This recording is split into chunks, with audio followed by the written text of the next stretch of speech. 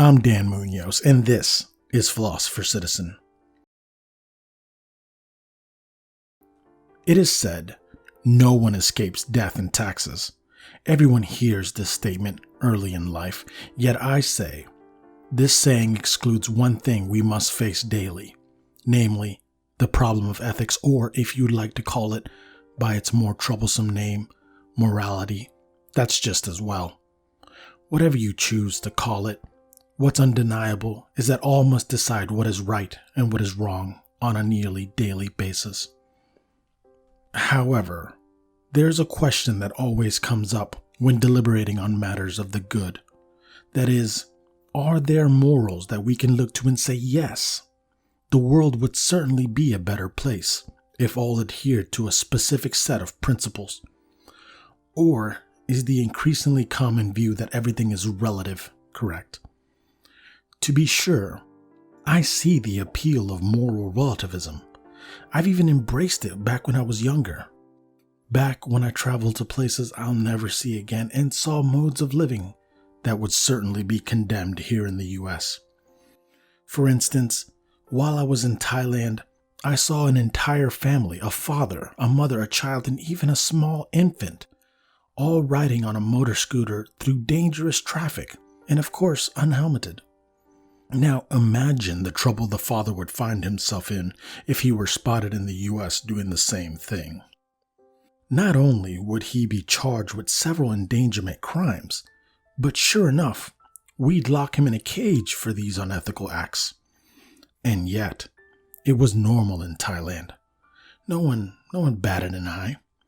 With this in mind, it may be fair to think what's right and what's wrong demands that we account for the culture in which judgments are made.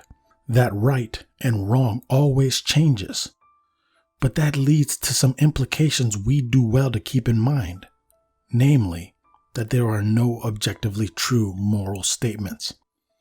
While I may have once supported the claim that there are no moral truths, as I've aged, I've come to not only reject this position, but be repulsed by it.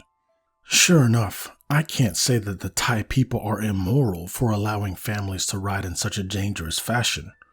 For what choice do they have? When faced with competing demands such as the need to feed your family and the need for safety, one will always trump the other. It's obvious that what would be immoral is if the father let his family go hungry because he didn't want to take the risk of getting into an accident. To be clear, I'm not pretending to know the objective moral truth with a capital T, but I do know that those truths are out there. And I also know that if they are to be just, they must be universalizable. That is to say, they must apply equally to all members of whatever group is in question, even up to all of humanity itself. Yet, there are those who would reject that such a truth exists, and have given arguments in favor of a relativistic view of morality. Such is the purpose of this episode, to investigate a few of the arguments against objectivism to see if any of them are sound. Starting with the claim that objectivism requires absolutism. That objectivism demands that objective truths exist and that moral laws upon which they are based are always wrong to break under any circumstances. However, saying that there are no exceptions is a tough pill to swallow, is it not? Consider the position that it's wrong to kill people. You could accept this as gospel.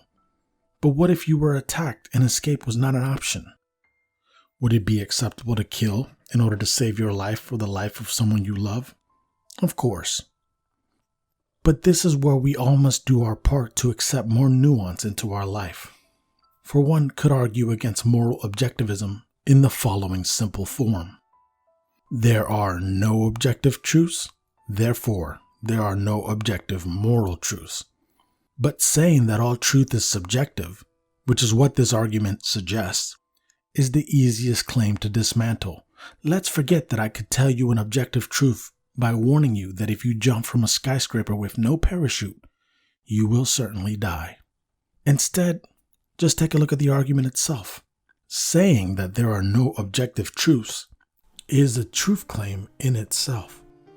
For if it were true that there is no truth, then there would be at least one objective truth, and that is that there is no truth. The premise leads to its own destruction.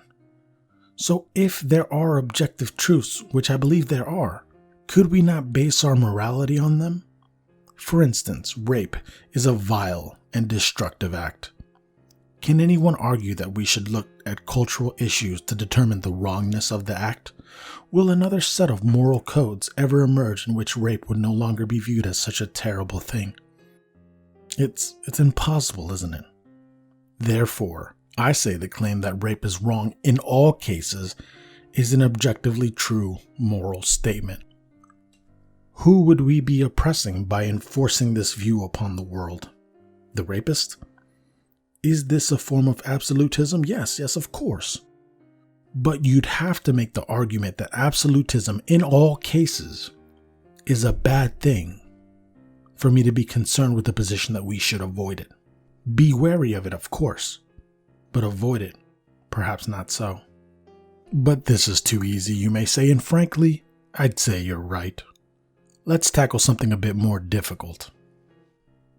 I ask, how often have you heard someone say that everyone is entitled to their own opinion? I've even heard it said, and I kid you not, that no one's opinion is superior to anyone else's. These statements, while they may serve to diffuse a hot situation, may indeed be absurd. And if they're absurd, then one should stop perpetuating the absurdity. While everyone may have the right to hold whatever opinion they so wish, no one should be obliged to accept that these opinions have equal value to all others. Let's say the argument for equal plausibility takes the following form. If everyone has an equal right to an opinion, then all opinions are equally plausible. Everyone does have a right to their opinion, therefore, all moral opinions are equally plausible. And then if all opinions are equally plausible, then objectivism, it follows, is false. I'll be honest with you. I hate this argument. The conclusion that if all opinions are equally plausible, then objectivism is false, is of course true. That is, if opinions truly are equally plausible, and that's a big if indeed. Premise 2 can't be denied in a free society. You should be able to form your own opinion. To not do so is to be controlled by the will of another. Yet premise 1, that equal rights means equal plausibility, should be railed against. There is nothing in the world of logic that can possibly make the connection between rights and plausibility. There are entire populations that still hold on to the notion that the world is flat. They have the right to that opinion, of course. I'm not saying we should take that away from them. Yet should we allow flat earth theories into science textbooks? Of course not. Therefore, not all opinions are equally plausible. I know what I'm saying has been used to justify the worst of human behaviors. That lives have been taken in the name of some objective truth a tyrant claimed to hold. But does this invalidate the position that some moral standards are better than others? No. Because what I'm advocating for is not a form of moral dogmatism. It's not some closed-minded confidence in one's own sense of right and wrong. What I propose is that when competing moral standards arise, and they do so all the time, there will be one that is always objectively better than the other. We would do well to cast off this good-hearted idea that no standards are more desirable. For if we don't, we could be doing ourselves and future generations a great disservice by allowing that which should have withered under rational judgment to survive. But this topic is so fraught with pitfalls, it's important to say what I'm not saying. I don't mean to call for intolerance of any race, gender, creed, or orientation.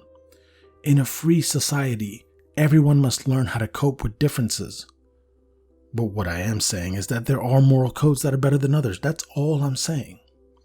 And the process of finding these correct moral codes takes the form of discovery, much like a paleontologist who digs deeper and finds a better fossil, changing our view of an entire species.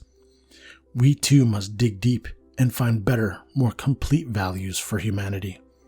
But one may counter that if some moral standards or codes are indeed better than others, as I've said, then what's to stop those in power from oppressing those who disagree? What if those in power are mistaken about what is correct?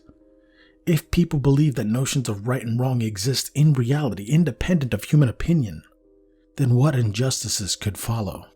This is what makes relativism so appealing. For in order to avoid tyranny and intolerance, one may be tempted to accept that any moral code is just as good as any other. But consider this. If all moral views are equally plausible, then moral views supporting tolerance, which is a good, and those supporting intolerance, which is bad, are both equal. For saying that we should be intolerant is a moral view in itself, but they can't be equally plausible. Saying that we should both tolerate and not tolerate is an absurdity. It follows then that some moral views are less plausible than others. And if it's indeed true that some moral views are better than others, regardless of what one may think, then we must be in support of moral objectivism. And yet still, we aren't.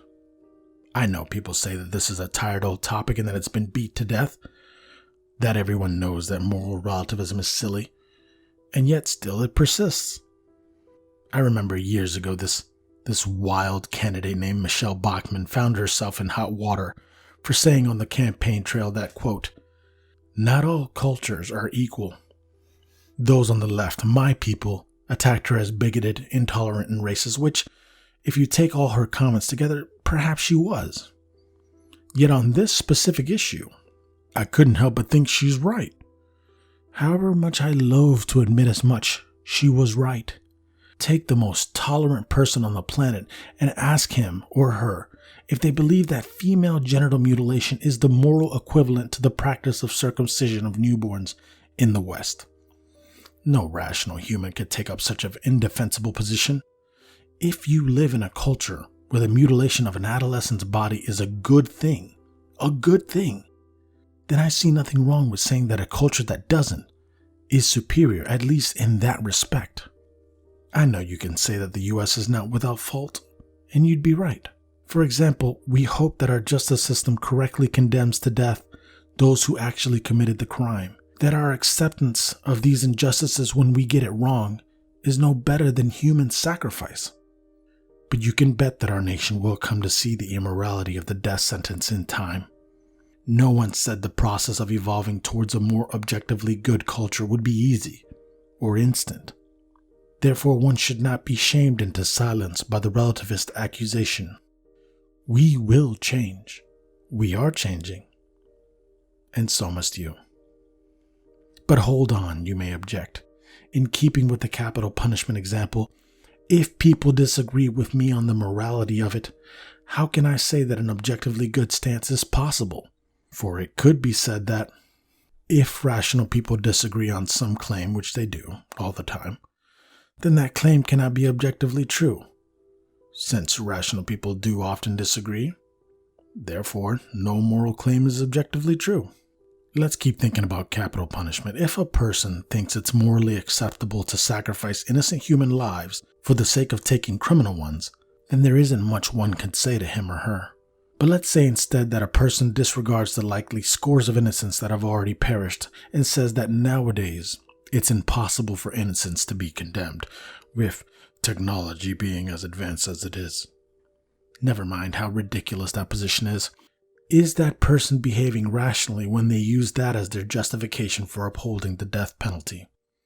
It seems shaky, doesn't it, to rely on the infallibility of a technology the person most likely doesn't understand. If everyone had all the facts, knew every nuance, covered all the angles, then you could say that rational people often disagreed, making premise 2 true. But to demand that would be unreasonable. People disagree on topics all the time. Yet this doesn't mean that there's no correct answer to be had, or that even one or both of the arguers are even rational. Therefore, I think we can throw this argument away. But where does this correct answer come from? Where does objectivity spring from? Is it handed down to us from God on high? Perhaps, but not necessarily. This takes me to the argument that morality can be objective only if God exists. But God does not exist. Therefore, morality cannot be objective. People have strong emotions regarding the existence or non-existence of God.